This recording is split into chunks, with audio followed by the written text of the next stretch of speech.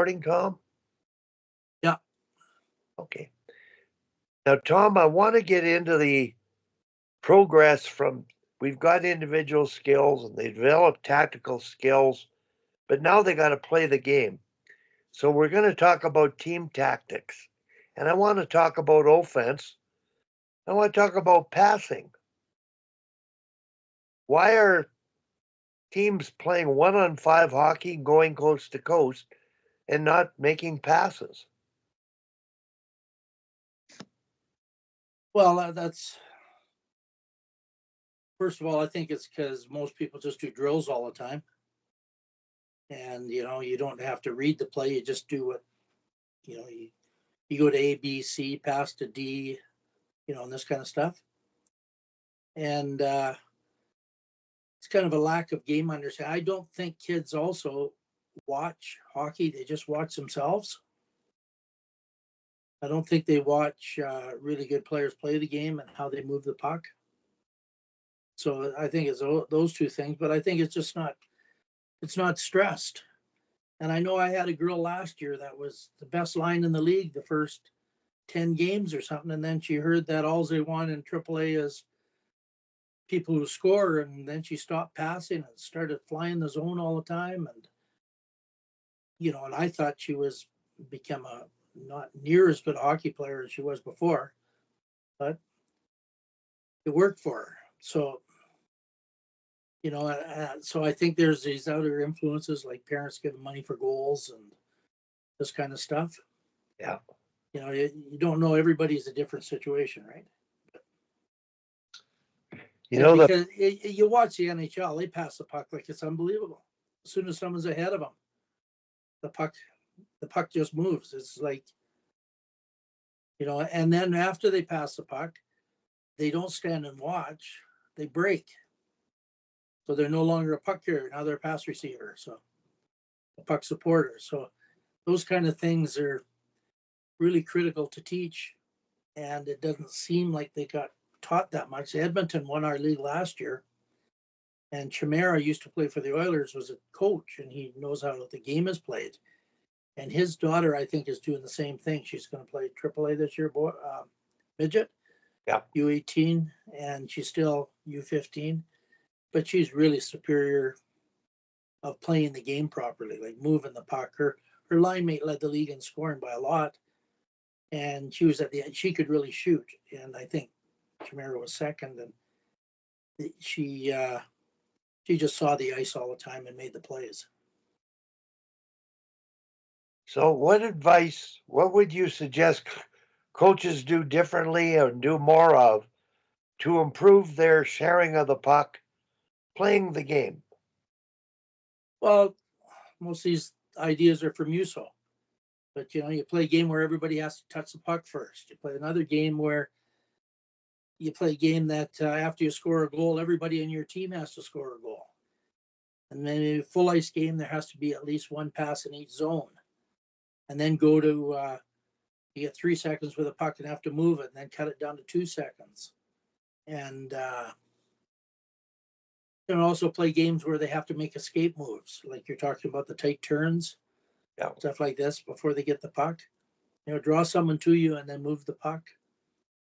So it's got to be stressed more than just the physical skill of passing the puck. But that physical skill also, they should learn to stick handle and pass the puck out of the stick handle. It shouldn't be slapped. There should be no noise, And the skating, stick handling, passing, shooting should be all the same motion. And what I see with the passing, they take the stick back and they slap it. And the stick is in an arc. So wherever in that arc you hit the puck, that's where the puck's going. Yeah. They're not following through at the target, hands away from the body. Yeah. So, having the good technique is really important. And then also making that a real priority, that they actually see the ice and playing with good habits. But it's what I see is they're pretty good stick handlers and skaters. And even the shooting when the girls hockey is really improving, but they still don't see the ice very well. So that's something we have to focus on. Now, Tom, you and Jordan have both been able to get your teams to pass the puck. Um, you probably will outpass and possess the team. Um, the idea of keeping the puck and passing is really important. And I want you to talk about Bob Murdoch's stat. You want to be able to own that puck. You don't want to turn it over or give it away. And Bob Murdoch had this stat is, can you talk about it? Where just making players understand the puck is their cell phone. They can't give it away. And what Murdoch discovered about successful teams. When he was coach of Winnipeg, and he was coach of the year there, he said the only stat he really focused on is what you do with the puck, and the team also. So every individual, every time you touch the puck, you either make a play, or if there's no play, you gain a zone. But if there's a play and you just shoot it over the blue line, that's not a plus, right? And you get pluses. And then the team, you look at what the team, overall the team, and D's got to be about 80% because they're the last guy back, and forwards about 65%. And if the team overall, you said, is about 65% on decisions, every time they get the puck, they do something that, they make a play or gain a zone, they have a really good chance of winning. 70%, they win by a big margin, and 60%, they lose by a big margin. So it's a puck management. And, so individual, it can tell you how well a player is playing. If you got somebody that's a play ender, every time they get the puck, the other team ends up with it. They're not helping your team. And then you put it all together and look at the team overall stat, and that's, 65% is kind of the baseline. Well, Tom, you, to me, you're the master at that with kids. And I've tried to promote that a parent keeps track of completed passes and connects with the coach and the players as a stat. One game I watched 2 years ago, your U13 team made 7 consecutive passes, and it outpassed teams a 5-to-1 ratio. They were playing boys team who typically it's coast to coast and turn the puck over. And in girls hockey, generally it's true there might be a few passes, but in your case, possession of the puck and passing is purposeful. So tell me, how did you get your players to make 7 consecutive passes in a game? What was it that took them to get to that degree at that young age? Well, those modified rules I just went over, we did those all the time. And then we had principles that if someone's in better position than you, they have to get the puck, and things like you get the puck and try to draw someone to you and then move it to somebody else. But I think it's those games we play where you have to, like, if you have to make one pass in each zone, then it causes your teammates to get open because they know you have to make a pass. And if you don't, a lot of players just keep, they skate with the puck until they run out of room, and then all of a sudden they look for people, but nobody's breaking because, nobody wants to waste their energy breaking because you're not going to get the puck anyway. So I think that making rules that cause things to happen, doesn't matter whether it's passing or whatever, like taking 3 hard strides when you get the puck, like that's how you can change people's playing habits, because the drills are fine for pure skill, but you have to incorporate everything, that all the good habits you have to incorporate into games and contests. I think, you know, even your one-on-one, you talked about protecting the puck against a partner, Yeah. those kind of things. But you don't play the game in isolation. You're playing with other players and against other players. Yeah. So that's how you have to coach the game. It's like how I did not learn how to speak French. Taking it all through junior high and in grade 10, I think. And all we did is we learned words, we'd repeat them after the teacher, and we learned phrases, repeat them after the teacher. We learned how to write them down and conjugate, you know, whatever you do that. And but we never spoke. We never spoke whatsoever. So it's like doing drills all the time and never playing a game. So, you know, I go to Quebec City or I was in Paris. I have no ability whatsoever to speak French to anybody. I pick up a word here or there. That's about all. And if you coach hockey like that, that's the result you're going to get is people with these isolated skills that, you know, they got the tools, but no toolbox. So, Excellent, Tom. Just excellent. Tom, you know, in my role last year, I tried to get people to do what you do in terms of teaching passing and just respect it more. And so what I'm doing at the U13 level is the same thing. How precious the puck is, you own it. Now at U15,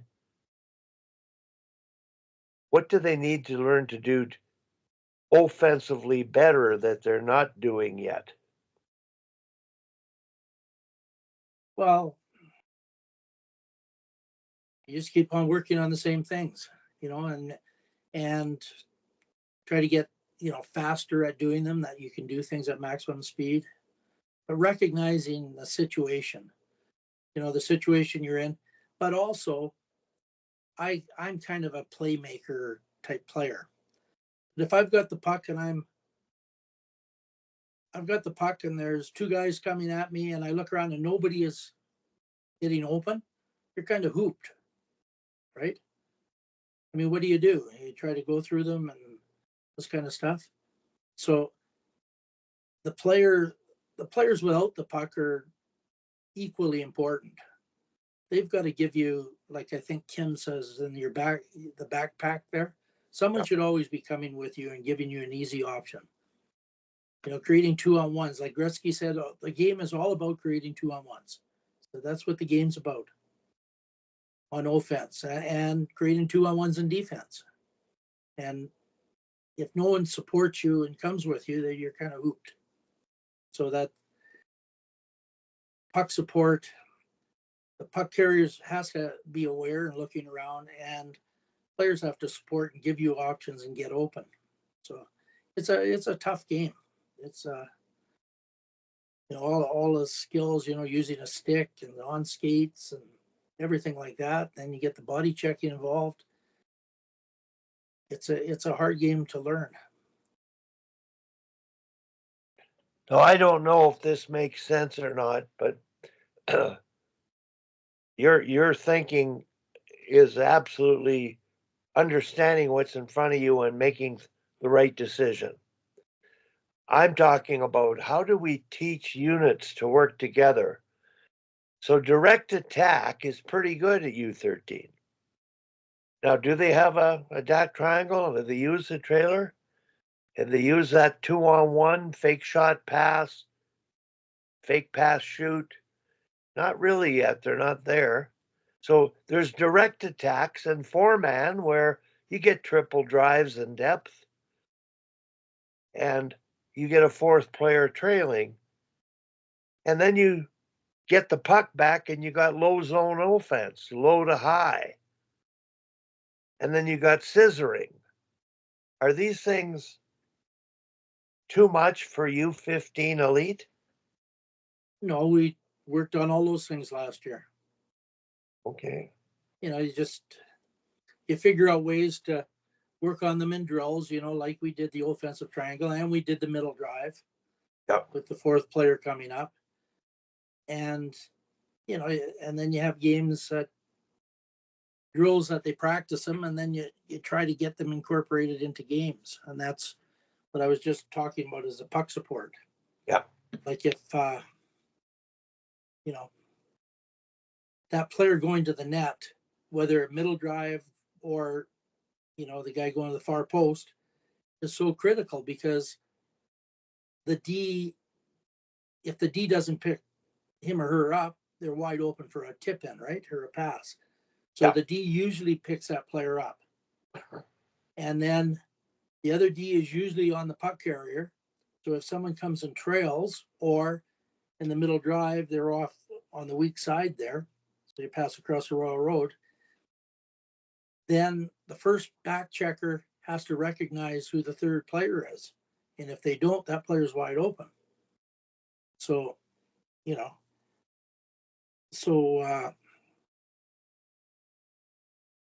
just figure out ways to incorporate it, teach it, and then incorporate it.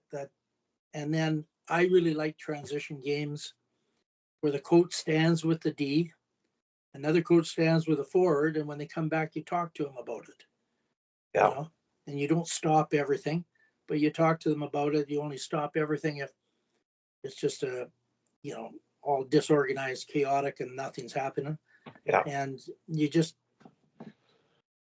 you just keep on working on the same things and till they catch on, and the players that catch on will move to higher levels. You said it, figuring it out. Letting them figure it out is one thing. Giving them some deliberate practice will help them figure it out under pressure.